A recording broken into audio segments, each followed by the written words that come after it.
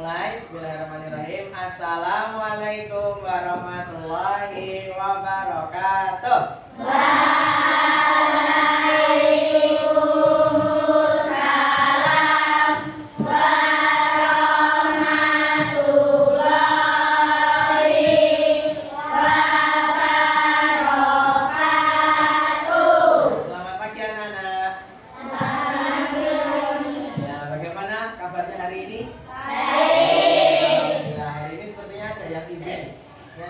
Yang kosong. Siapa saja yang izin?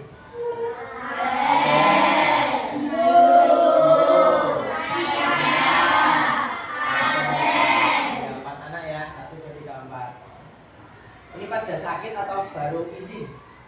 Sakit. Ya, semoga kita doakan semoga anak-anak yang hari ini izin karena sakit semoga diberi kesehatan, semoga besok bisa berkumpul lagi di kelas untuk belajar. Baik. Sebelum kita mulai, mari kita berdoa terlebih dahulu. Ketuanya di kelas 5, ini siapa? Basna, silakan duduk dulu.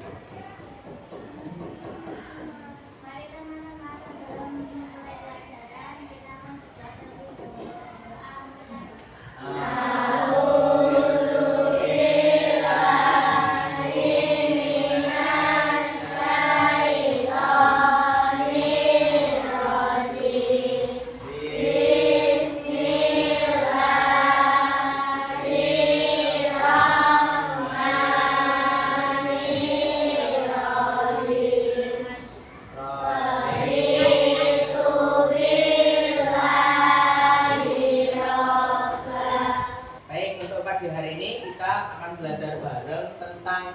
Materi berpikir komputasional sebagai dasar coding dan kecerdasan artifisial.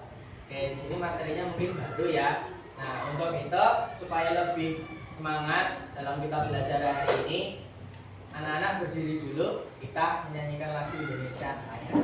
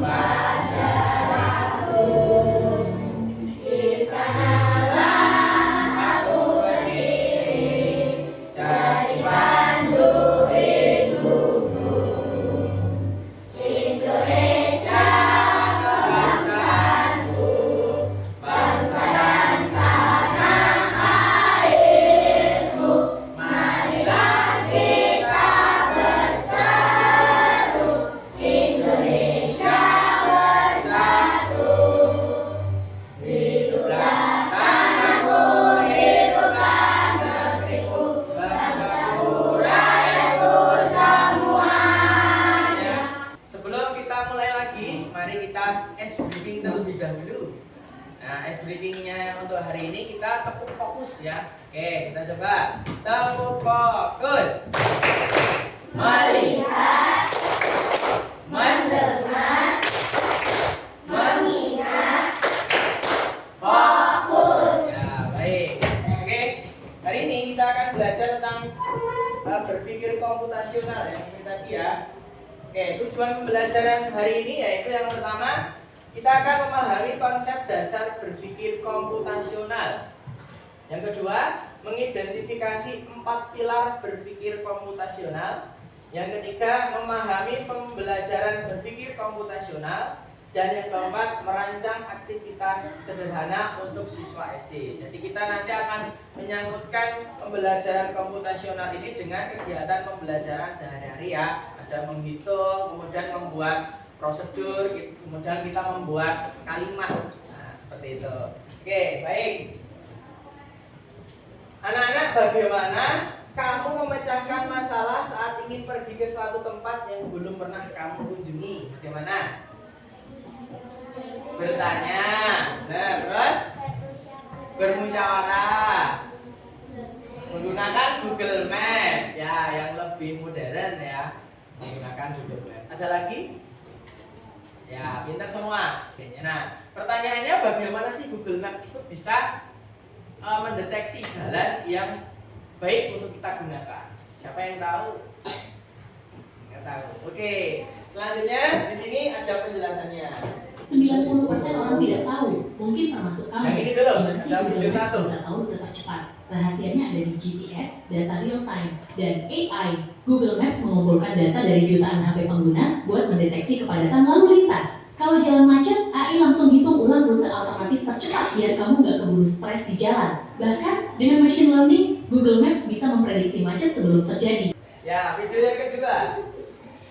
Kalau sebenarnya beginilah cara Google Maps tahu jalan macet atau tidak saat kita menggunakan Google Maps. Yang sebelah kiri ya. Di jalan yang Kanan, mana kanan. kita akan melihat jalan menjadi berwarna merah di Google Maps.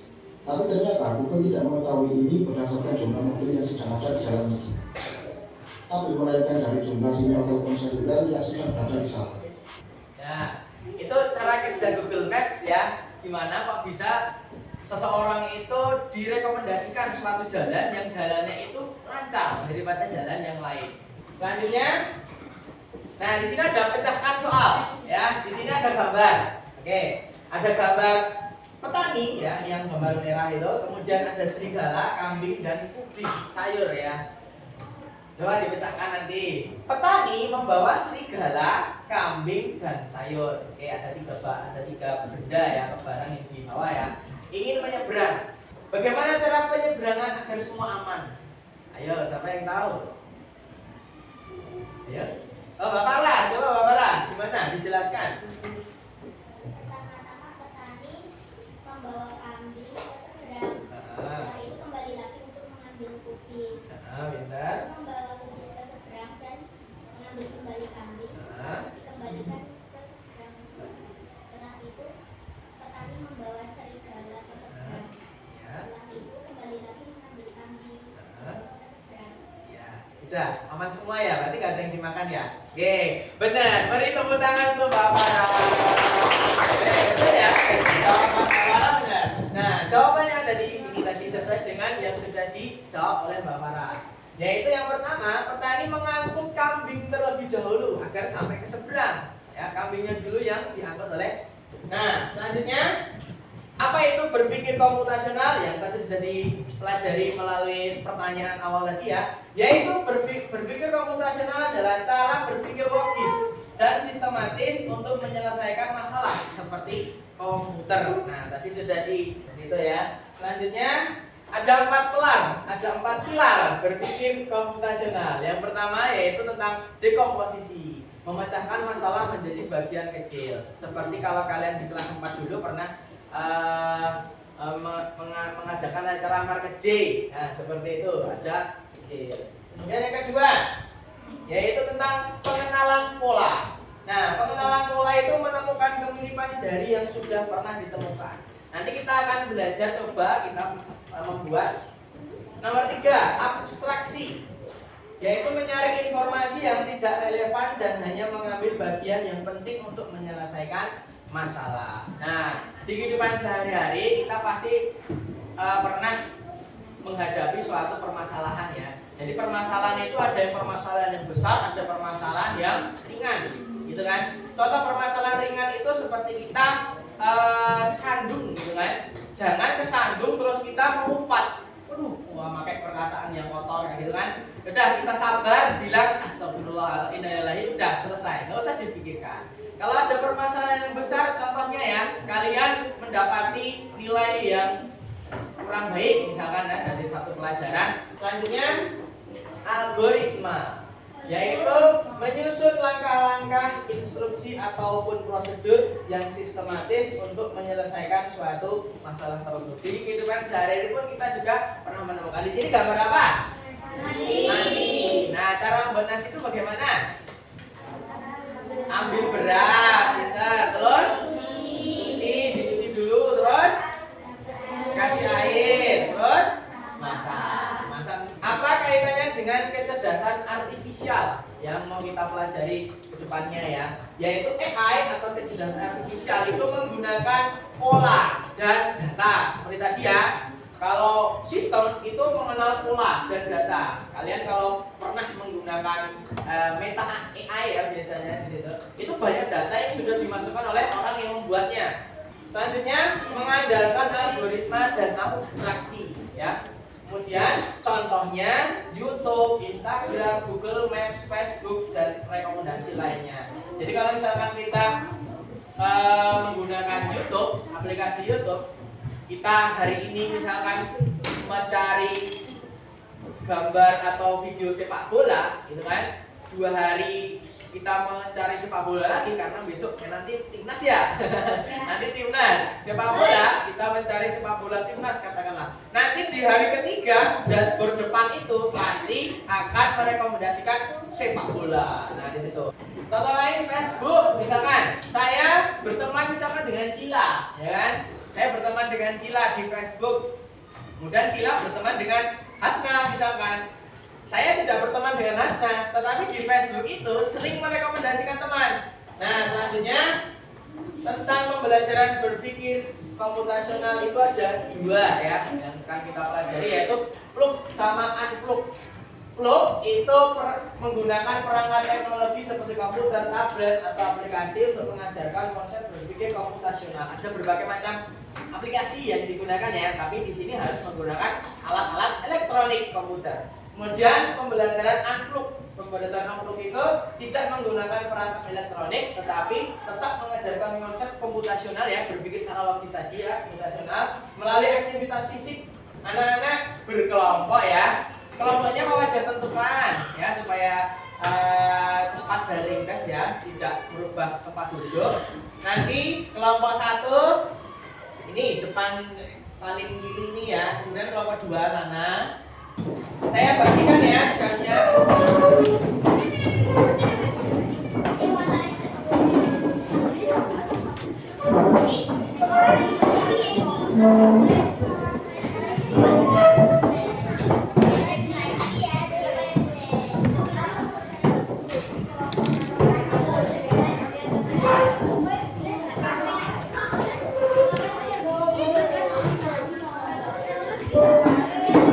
Coba perhatikan dulu.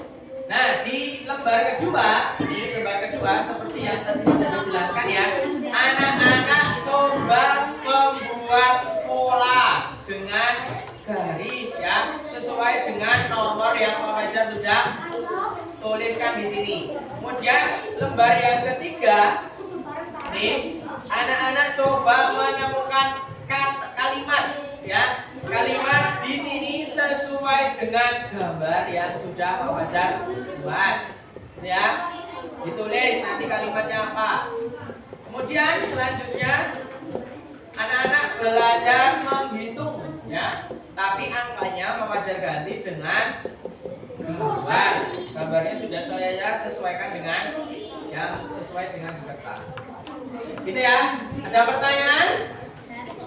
Ada pertanyaan? Ya, silakan dikerjakan. 10 menit ya.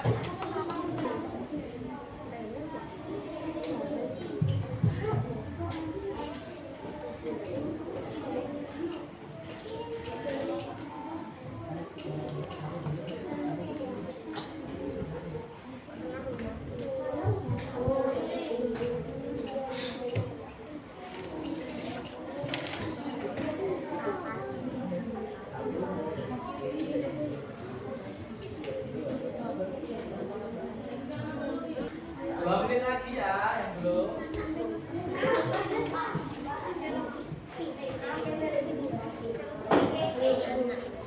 Sudah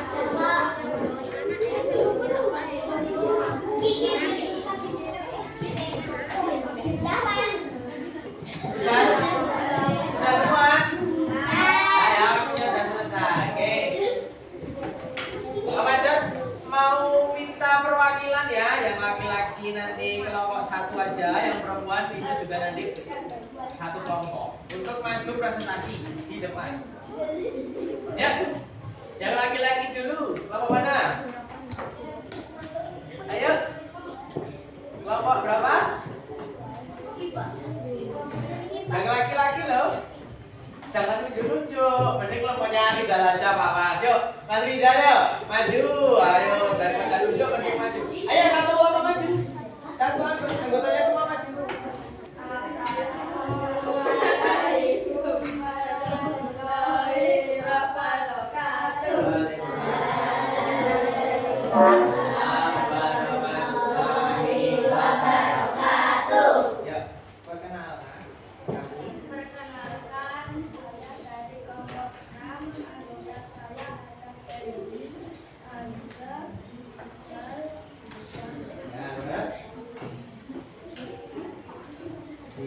Lihat bentuknya mulai dari saya. Ya, tuh dua, yuk.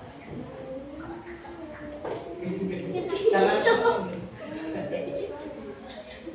dari mana? Dari angka berapa? 1. Terus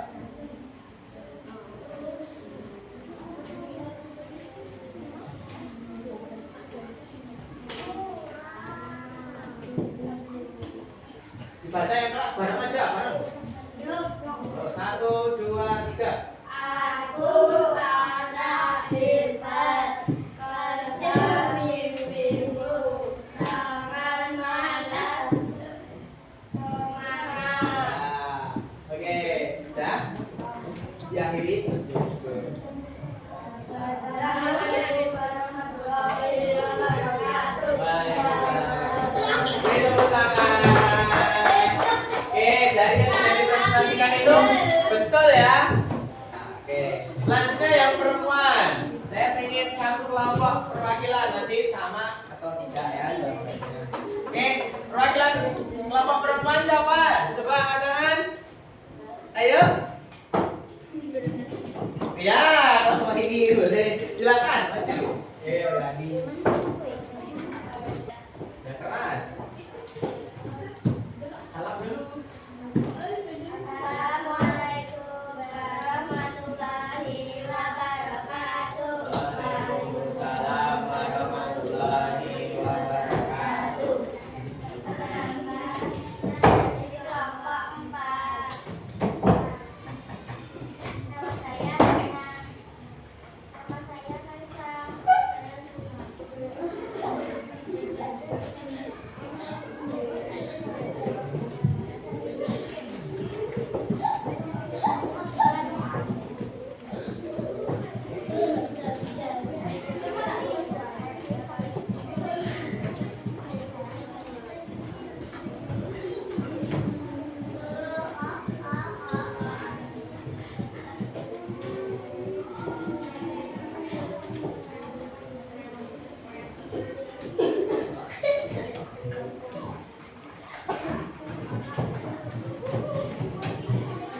Satu, dua, tiga. Aku anak hebat, kerja mimpimu, jangan malas, semangat.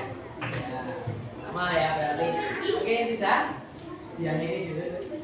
Assalamualaikum warahmatullahi wabarakatuh. Waalaikumsalam warahmatullahi wabarakatuh. Boleh duduk, beri tepuk tangan. Nah, ini sudah sama ya. Tadi polanya ya, polanya sudah sama. Kemudian ini hasilnya ya, penjumlahan, perkalian, pengurangannya juga sama.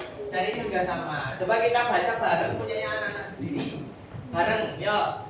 Semuanya dibuka pada pembuatan kalimat itu ya. 1, 2, 3. Aku anak Hebat, kerja mimpimu, jangan ya. Itu kalimat yang anak-anak sudah buat. Oke, bagus. Beri tepuk tangan untuk kita semuanya. Nah, oke, selanjutnya Pak Wajak ingin tahu kemampuan dari anak-anak semua ya. Untuk itu nanti Pak Wajak bagi lembar soal ya, asesmen untuk hari ini dikerjakan selama 5 menit. Ya, 5 menit aja. Untuk itu kertasnya tolong dikembalikan ya. Kerjakan sebisanya ya, yang menurut kalian betul.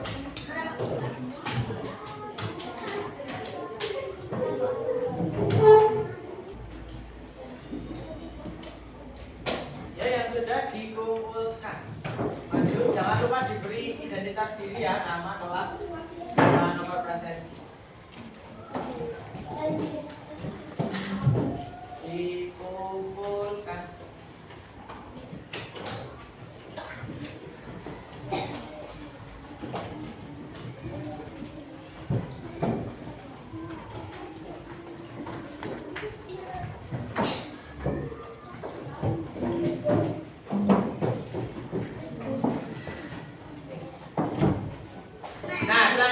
kita akan merefleksikan pembelajaran hari ini.